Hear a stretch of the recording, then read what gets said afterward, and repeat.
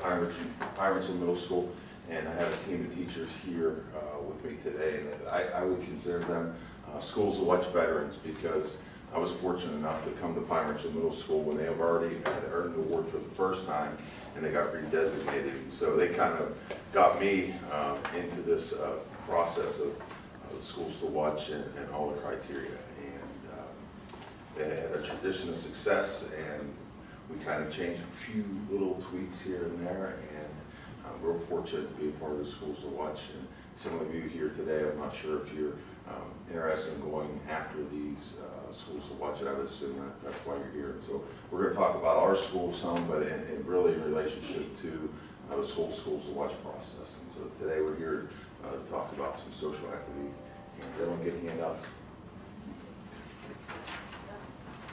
So I don't know if you want to Ann Harris Grove is a social studies teacher. Kate Piper is English. Caitlin Magosa teaches algebra. Jen Bug is English, and reading is Sarah Farrell. So we have a night, every content area is pretty much covered. They are very instrumental in helping going through the Schools to Watch process, which is friendly if you're interested in doing it the first time. It kind of gets you, it's like when you do your resume, it dusts it off and you're like, wow, I did all these great things. And so you kind of feel pretty happy and proud when you get started. So we'll just talk about what we're doing with social equity. Yeah. I'm Caitlin Magosta, and I was fortunate enough to be a part of our second redesignation, and then now our third, and I was fortunate enough to be invited to be on the state team. So this summer I learned a lot about the ins and outs before we ended up going through the process, which gave me a better, all-around picture of what it's all about. It's not an award, which I thought that was what it was initially, but it's more of a recognition and kind of like a report card for you to figure out how you can grow and reflect on what you've done. So, like Dave mentioned, I am an algebra teacher in 8th grade, and I also teach a 7th grade class, but I'm the student government advisor. Are there any other student council people here? All right, so you know that I'm certifiably crazy, because I think sometimes when I first got hired, I said, I'll do anything, sure.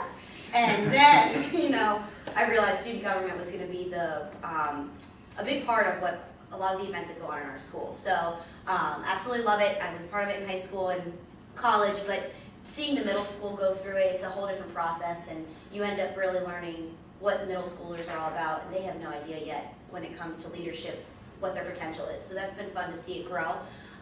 Something that's kind of cool, if you want to go to the next one, about our student government, because I was able to come in and start a new face, I kind of was able to run with it, and a lot of times you'll have application process, and you only have about 20 to 30 students within the student government. We decided when I first came in, because I think they knew I completely was just going to say yes to anything, we'll just have everybody be a part of student government. So we right now have 170 students, which is a lot of management to keep track of. But what's really nice about it is we're able to take all different types of students, not just your top 10, top 20 leaders of the school, which ends up being a lot of times the face of student council. We've got a lot of students with IEPs. That's something we can bring in during our GIEP meetings. We have a lot of students with disabilities. I sometimes have more aides at my meetings than I do students.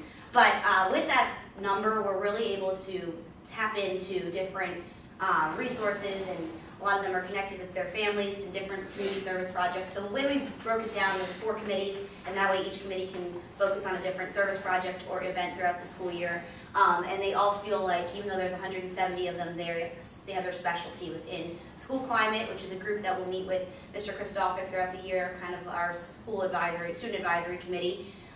Community outreach, they do a lot of our food drives, our holiday drives, anything that we need to do throughout the year to help get the community involved. Our school spirit committee, they are in charge of right now. We're doing Mustache March. We're about to get a bunch of male faculty to grow mustaches, and my wife loves this idea, by the way. I'm still waiting for a few more participants. We said women could do it as well. No discrimination. Still haven't got any handouts for that one, but the school spirit committee, these kids have so many great ideas, and they inspire us all the time with these ideas. And a lot of times when I bring the ideas to the faculty, they probably think I'm completely nuts. I don't come up with any of them. They do. So that's what's nice about having so many members. And then the social committee obviously does a lot of the dances. So With that, all of them they're allowed to be a part of each committee.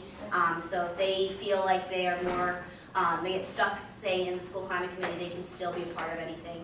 And it helps because 170 is a lot to handle. You get to have those smaller groups, kind of like 4 clubs within one big one. So they are usually our kids that we get to our schools to watch.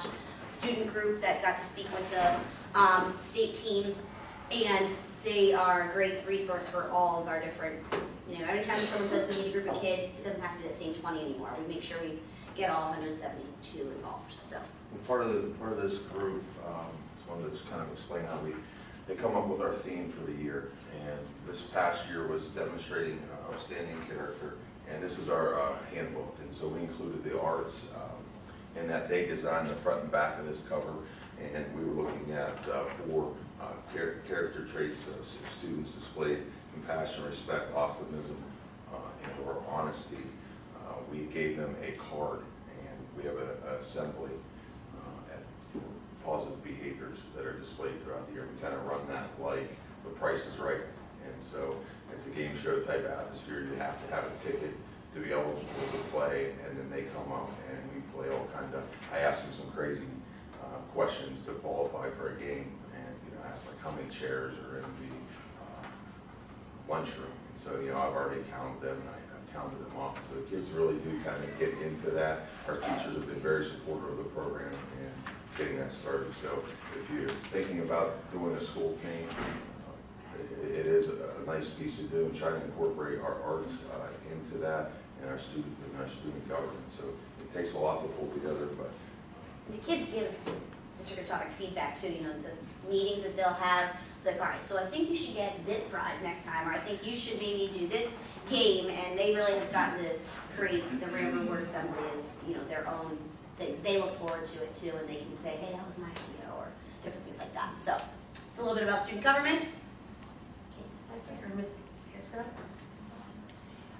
We also have, in addition to what Caitlin talked about with student government, there's a lot of other clubs, whether they be athletic or the things that you see up here. We run a yearbook club that kind of runs, it's kind of married to student council in that the kids can, if Caitlin has a meeting, then I excuse them from that and from the yearbook meeting, and they, if Caitlin has a dance, the yearbook is a part of it. So I think a lot of us, in addition to cross-teaching, which we're not talking about yet, we cross-club a lot, and everything kind of works together so that the kids have ownership of everything that we do, but also that they see that there's a relationship between what happens in student government and the voice they have with Mr. Kostovic as to what happens in the school newspaper, and also the yearbook. And then the Golf for Cans is another example of what she was talking about with the outreach. And that Golf for Cans, I think it's worth a little explanation, and I didn't really actually know what it was for sure. I mean, we're trying to get cans, but what the theme really is we take our student government and we ship them out to the community. We go knocking on doors and we ask them to take canned goods and put them on their front steps on a certain day. Okay, and so what happens is the kids, they go around, they go to their neighbor's house and just ask for cans, and we get how many do we? 6,000, over 6,000 canned goods this year. So we connected with North Hills Community Outreach, which is an organization that has a food pantry, and we're very fortunate because a lot of the board members on the North Hills Community Outreach are parents of Pine-Richland students. So we were able to feed over 20 families, and they ended up being Pine-Richland families, a lot of them for Thanksgiving. And it was kind of cool, very cool, because within this student council, everybody's running around, they had kids, their younger brothers or older brothers and sisters, and there were 3 actually families that were fed also by the North Hills Community Outreach Food Pantry, a part of the Gobble for Cans. So they felt like they were giving back to their own families by being a part of something that was organized. So each year it continues to grow, and the kids get competitive and try to outdo each year. So hopefully keep increasing it. With the PASC conferences, I don't know if a lot of your student councils are a part of the Pennsylvania Association of Student Councils. That was something that was foreign to me, and I was a little overwhelmed with just keeping the Pine-Richland traditions going. But this has been an opportunity for the kids to see other leaders throughout the state, the region. 1 year, 2 years ago, we actually hosted the mini conference. It was a lot of work, but the kids got to see. A lot of times I feel like in middle school I plan for them to plan, but they were able to really take this and see it from beginning to end. And host it for the other schools around the area. And then state conferences are a great opportunity. I know a lot of times they'll come like, can we please go to nationals, and it's in Vegas this year, so everyone wants to go. But it is a great opportunity. It does take up a little bit of your time, but they get to ultimately learn how to run your student council. It makes my life easier. So I was very anti that at first, but then I realized the benefits that it had for me selfishly also, and it's a great opportunity for them to get involved. All right, last thing I'm going to talk about is this year we decided, you probably get phone calls all the time from different organizations saying, can you please help us with this, can you please help us with that, and we really have decided that each year we're just going to adopt one charity event or charitable organization and really invest all of our time, efforts, and money into it. This year we decided to do American Heart Association. It's brand new to at Pine-Richland, and we have worked with, her name's Kelly Wilding. She's the regional sales rep for, I know it's a not-for-profit, but American Heart Association in our area, and she has some great ideas. We've been working towards, each student government member is going to be working towards a King and Queen of Hearts. They'll be crowned the King and Queen of Hearts and kind of be like the community service ambassador for Pine-Richland, and they have really taken it and run with it. We have already raised, through t-shirt sales alone, $4,700, and it was in about 2 weeks. We had some kids, you can look at them now and go, wow, you were going to be one crazy pharmaceutical sales rep. She sold 42 t-shirts in like 3 days. She's hustling out there. So it really was very cool. We have now throughout the month of February is American Heart Awareness. So cardiac care, and we've been wearing our t-shirts on Fridays, and during the Valentine's Day we sold bracelets. And this also gives the kids opportunities. They are responsible for going out and doing their own community service project. So they all have to do something different, and with 172 students, hopefully going out there and creating their own, that will inspire others and raise a lot of awareness and funds. So even just something so simple as a heart wall where we have hearts, and not bring any, but it says in honor of, and everyone knows someone that's been affected by heart disease. They put their name and then they say how they're going to be heart healthy throughout the month. So it's gotten a lot of kids, I think, up off their feet and thinking, okay, I need to be a little bit more healthy because it is the #1 killer in America. So that's our newest thing, and even though we're going to try to pick one thing each year, I think this will be something that we can hopefully keep coming back at least February. It's been fun for everybody. So.